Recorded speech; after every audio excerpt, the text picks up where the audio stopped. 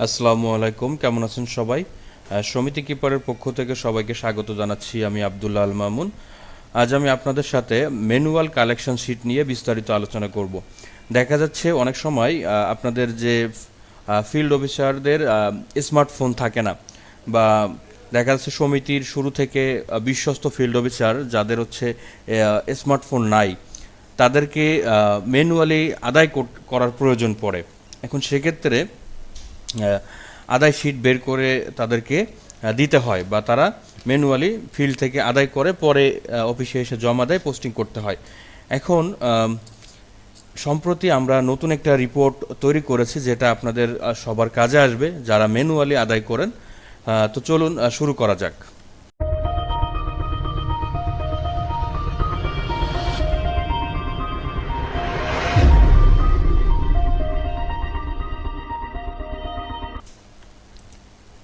প্রথমে আমি আমাদের সফটওয়্যারে আমাদের ইউজার আইডি পাসওয়ার্ড দিয়ে লগ ইন করে নিচ্ছি।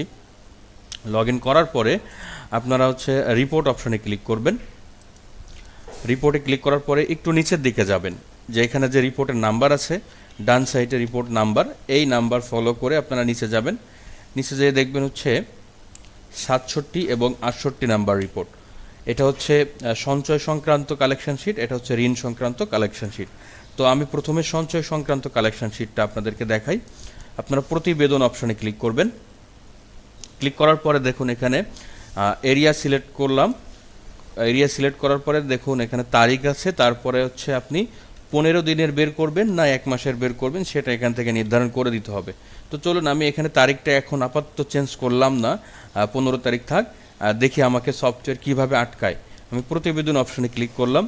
করার পরে দেখুন এখানে বলে দিচ্ছে যে অবশ্যই মাসের 1 তারিখ বা 16 তারিখ নির্বাচন করতে হবে। তার কারণ আমি এখানে 15 দিনের রিপোর্ট বের করতে চেয়েছি, এজন্য আমাকে এভাবে আটকাচ্ছে। আমি তাহলে উত্তরা দেই একটা এরিয়া। তারপর হচ্ছে যেহেতু আজকে আমি ভিডিও তৈরি করতেছি 23 তারিখ, তাহলে আমি 16 তারিখ দেই। 16 তারিখ দিয়ে প্রতিবেদন অপশনে ক্লিক করি। দেখুন আমার রিপোর্টটা চলে আসছে। এটা হচ্ছে 15 দিনের রিপোর্ট। আর আমি যদি 1 মাসের রিপোর্ট বের করি, তাহলে আমাকে কি করতে হবে? আমি এরিয়া সিলেক্ট করলাম। সিলেক্ট করে এখানে 1 মাস দিয়ে যদি আমি প্রতিবেদনে ক্লিক করি, তাহলে আমাকে এখানে অ্যালার্ট দিচ্ছে যে অবশ্যই মাসের 1 তারিখ নির্বাচন করতে হবে, বা মাসের শুরুর তারিখটা নির্বাচন করতে হবে, যেহেতু আমি মাসিক রিপোর্ট বের করতে চাচ্ছি। তাহলে আমি এরিয়া সিলেক্ট করলাম। এরিয়া সিলেক্ট করে তারিখ দিলাম 1 তারিখ, যদিও 1 তারিখ শুক্রবার, তারপরেও দেই 1 তারিখ। তারপর হচ্ছে সম্পূর্ণ মাসের রিপোর্ট, দেন প্রতিবেদনে ক্লিক করব। ওকে, আমার রিপোর্টটা চলে আসছে। এখন দেখেন এখানে একটু বোঝানোর বিষয় আছে। এখানে ক্রমিক নাম্বার আছে, তারপর সদস্যের হিসাব নাম্বার, তারপর সদস্যের নাম এবং মোবাইল নাম্বার।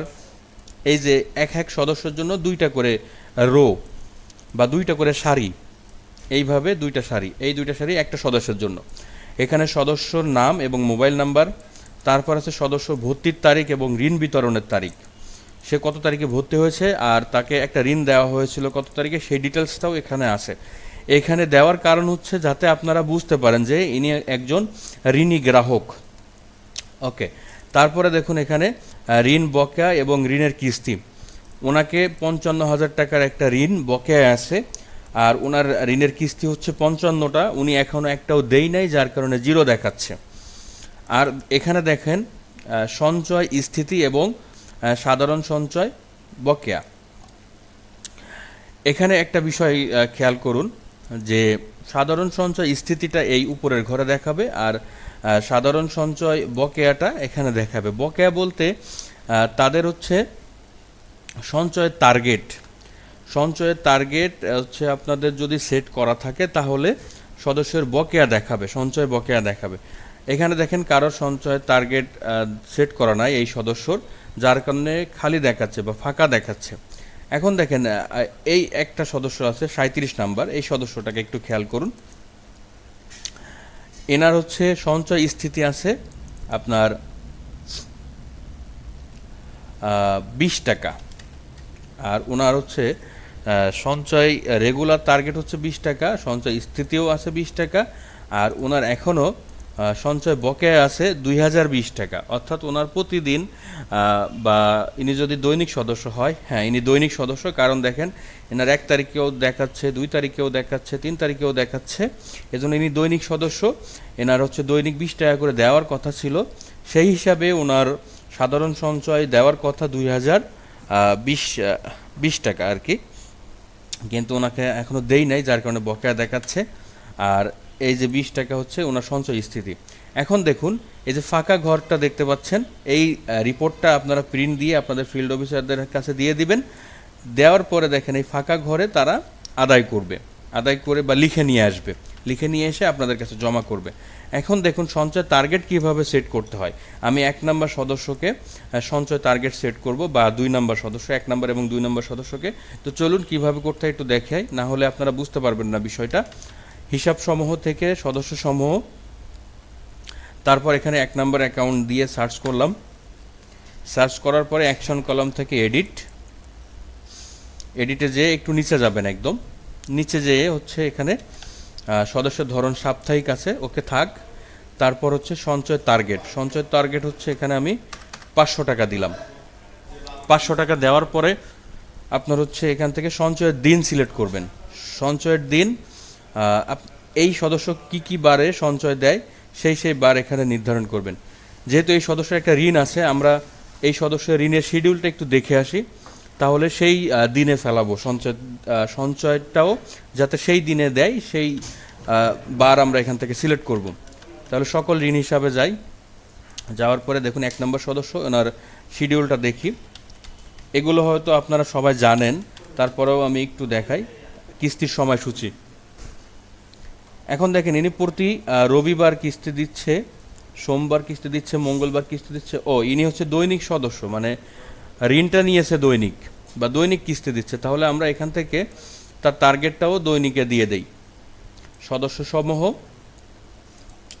1 নম্বর সদস্য, এডিট করি, নিচের দিকে যাই, এখানে হচ্ছে দৈনিক সদস্য করে দিলাম, আর এনার নিয়মিত টার্গেট দিলাম 500 টাকা, আর একটা দিন সিলেক্ট করে দেই, শনিবার দেই, সমস্যা নেই, আপডেট করি। ওকে,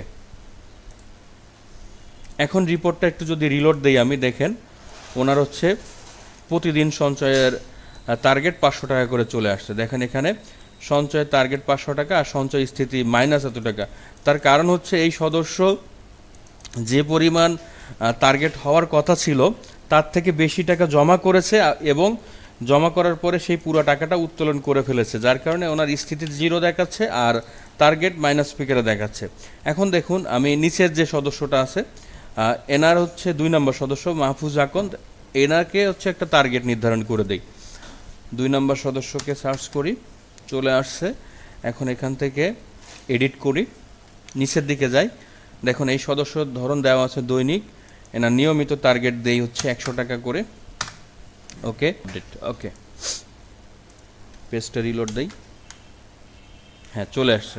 এই রিপোর্টটা যেহেতু আমরা প্রতিদিন বা 1 মাসের বের করেছি, দেখেন এখানে 1 তারিখ, 2 তারিখ, 3 তারিখ, 4 তারিখ, এই জন্য এখানে দৈনিক সদস্যগুলো এভাবে চলে আসতেছে।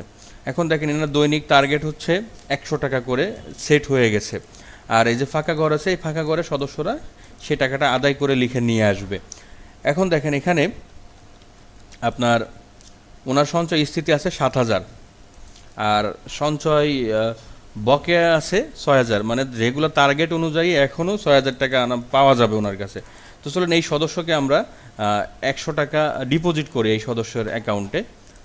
ক্রেডিট থেকে সাধারণ সঞ্চয় জমা, 2 নম্বর সদস্য, এখানে তারিখ আছে 1 তারিখ, তাহলে আমরা 1 তারিখে একটা ডিপোজিট করি 100 টাকা। দেখেন এখানে প্রতিদিনের লক্ষ্য, অর্থাৎ প্রতিদিনের সঞ্চয় টার্গেট 100 টাকা, সেটা দেখাচ্ছে। সাবমিট করি।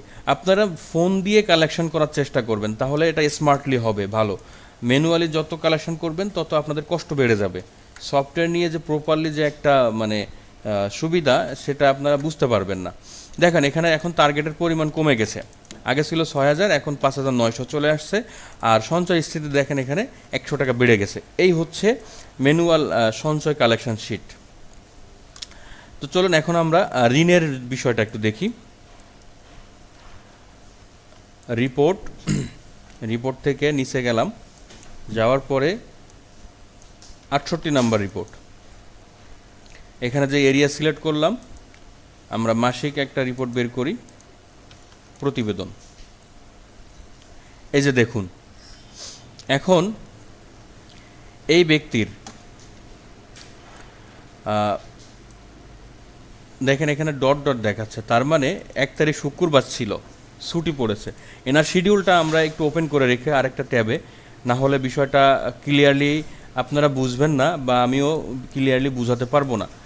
এখন সকল ঋণ হিসাবে যে শিডিউল, কিস্তির সময়সূচি, কিস্তির সময়সূচিতে দেখুন এখানে ওনার রবিবার থেকে কিস্তি পড়েছে।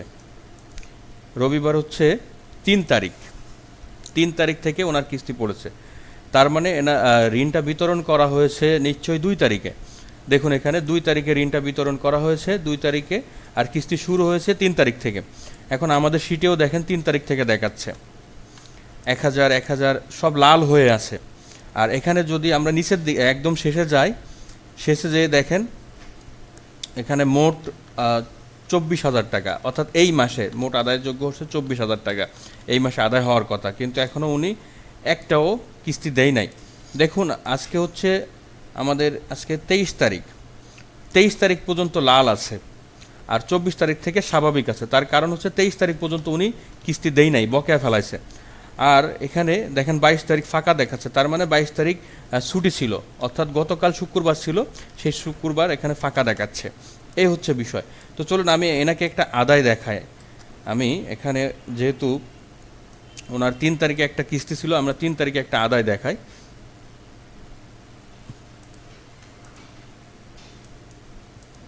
ক্রেডিট থেকে কিস্তি আদায়, 1 নম্বর সদস্য, দেখেন সদস্য ডিটেলস চলে আসছে। 3 তারিখে আমরা একটা আদায় দেখাবো।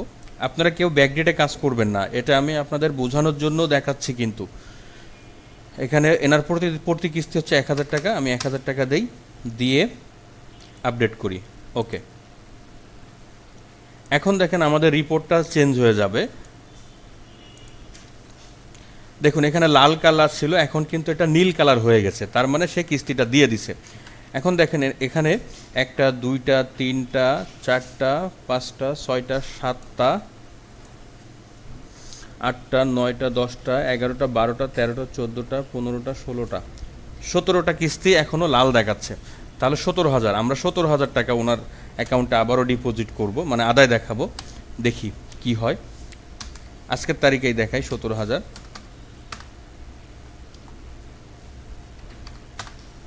একবারে 17,000 টাকা দেখাচ্ছি। ওকে, সাবমিট। এখন যদি আমরা পেজটা রিলোড দেই, তাহলে দেখেন এনার সবগুলো কিস্তি আদায় হয়ে গেছে, সফটওয়্যার থেকে দেখাচ্ছে।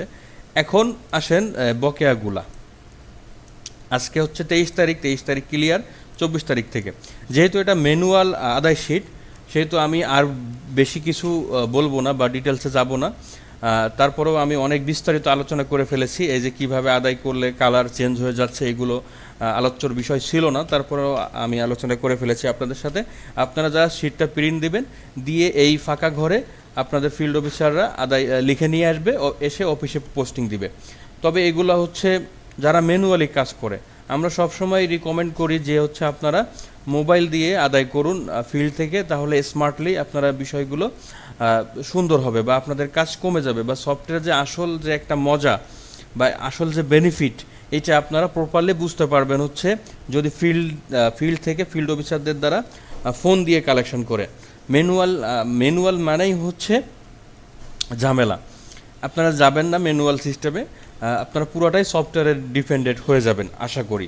তো ভালো থাকবেন। যদি কোনো কিছু বুঝতে অসুবিধা হয়, আমি অনেক বড় করে ফেলেছি ভিডিওটা, যেহেতু 2টা রিপোর্ট নিয়ে আলোচনা করেছি, ভিডিওটা অনেক বড় হয়ে গেছে। তো ভালো থাকবেন সবাই, সমিতি কিপারের সাথে থাকবেন। বুঝতে অসুবিধা হলে আমাদের এই সাপোর্ট নাম্বারগুলোতে কল করবেন। আমাদের অফিসের সময়সূচি সকাল 10টা থেকে সন্ধ্যা 6টা, চেষ্টা করবেন এর ভিতরে সাপোর্টে কল করার জন্য।